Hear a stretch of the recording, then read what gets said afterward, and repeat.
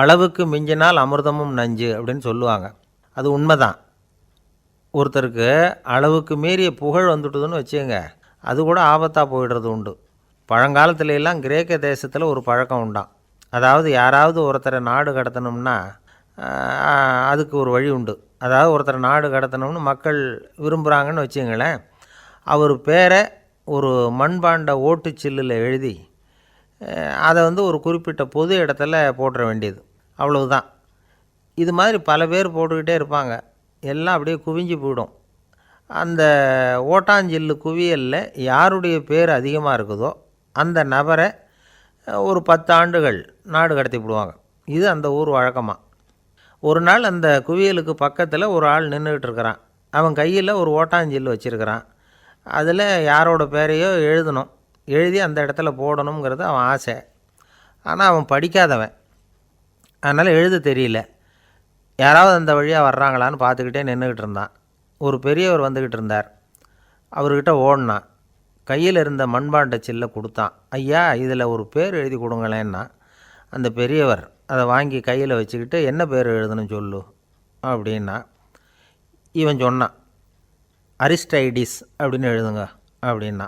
இதை கேட்டதும் அந்த பெரியவருக்கு அதிர்ச்சி. ஏன்னா அவர் தான் அரிஸ்டைடிஸ், தத்துவ மேதை அரிஸ்டைடிஸ் அவர். இருந்தாலும் நான் தான் அதுங்கிறத காட்டிக்காமல் அந்த ஆளுக்கிட்ட கேட்டார். அது சரிப்பா, அரிஸ்டைடிஸுங்கிற பேரை எழுத சொல்கிற, அவர் உனக்கு என்ன கெடுதல் பண்ணார்? அவர் பேரை இதில் எழுத சொல்கிறியே அப்படின்னு கேட்டிருக்கார். அதுக்கு இவன் சொன்னானா, அவர் எனக்கு எந்த கெடுதலும் பண்ணலை, அவரை நான் பார்த்தது கூட இல்லை அப்படின்ட்டுருக்கான். அப்புறம் எதுக்காக அவரை நாடு கடத்தணும்னு நீ ஆசைப்படுற அப்படின்னு கேட்டிருக்கார். இப்போ அந்த ஆள் சொல்கிறான், அரிஸ்டைடஸை பற்றி எல்லோரும் பேசுகிறாங்க, அவர் ரொம்ப நல்லவர், அவர் ஒரு பெரிய அறிவாளிங்கிறாங்க, அவர் ஒரு பெரிய வள்ளல், பேரறிஞர், இப்படி எல்லாரும் சொல்கிறத கேட்டு கேட்டு எனக்கு ரொம்ப அலுத்து போயிட்டுது, அதனால தான் வெறுப்பாயிட்டேன் அப்படின்னு நானும். இதிலேருந்து என்ன தெரியுது? நாம் நல்லவனாக இருக்கிறதுல ஒன்றும் இடைஞ்சல் இல்லை. ஆனால் நம்மளை நல்லவன் நல்லவன் எல்லாரும் சொல்ல ஆரம்பிச்சிட்டாங்கன்னு வச்சுக்கோங்க, அப்போ இடைஞ்சல் ஆரம்பம்னு அர்த்தம். எதுவுமே அளவுக்கு மிஞ்சி போகாமல் பார்த்துக்க வேண்டியது ரொம்ப அவசியம். அளவுக்கு அதிகமாக ஆசைப்படாதவங்களில் ஆப்ரஹாம் லிங்கனும் ஒருத்தரான். அவர் ஒரு தடவை தன்னுடைய நண்பர்கள்கிட்ட பேசிக்கிட்டு இருந்தாராம்.